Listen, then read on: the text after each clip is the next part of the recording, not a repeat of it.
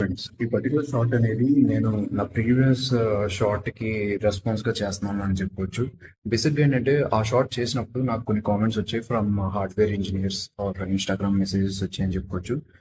వాళ్ళు ఏంటంటే okay bro, software పరంగా ఆర్టిఫిషియల్ ఇంటెలిజెన్స్ అంటున్నావు, లైక్ రోబోటిక్స్లో యూజ్ అవుతుంది, ఆటోమేషన్లో యూజ్ అవుతుంది, అగ్రికల్చర్లో యూజ్ అవుతుంది and so many different fields like health కేర్లో కూడా యూజ్ అవుతుంది ఏఐ అనేది. బట్ హార్డ్వేర్ పరిస్థితి ఏంటి ఆర్ హార్డ్వేర్ ఇంజనీర్గా మాకేంటి అని అడిగారు కొంతమంది. వాళ్ళ కోసం ఈ పర్టికులర్ షార్ట్ అయితే చేస్తున్నాను.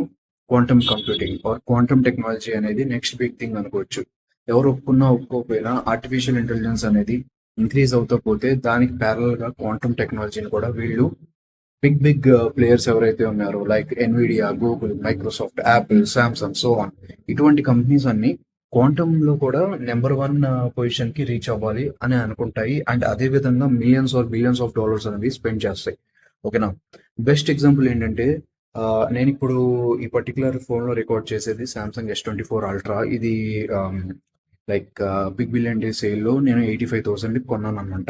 ఓకే, అంటే ఆఫర్ లో. ఓకే, సో ఇప్పుడు ఇన్నాళ్ళు మీరు ఫ్రంట్ క్యామ్ తో కమ్యూనికేట్ అయ్యేది ఆర్ ఫ్రంట్ క్యామ్ తో ఏదైతే షార్ట్స్ చూస్తున్నారో ఆర్ వీడియోస్ చూస్తున్నారో అవన్నీ ఈ పర్టికులర్ ఫోన్ తోనే రికార్డ్ చేయబడ్డాయి.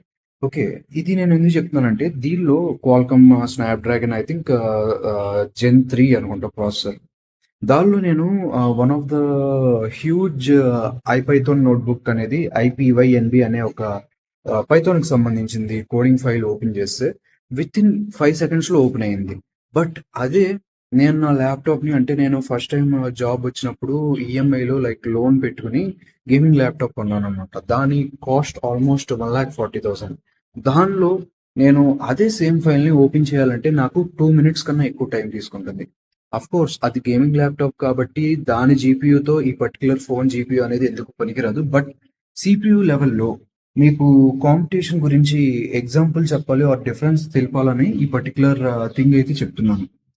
సో ఇక్కడ ఏం జరుగుతుందంటే ప్రతి కంపెనీ ప్యారల్ గా ఇన్వెస్ట్ చేస్తున్నాయి, ఇంకా ఇంకా ఎక్కువ చేస్తాయి, బిలియన్స్ ఆఫ్ డాలర్స్.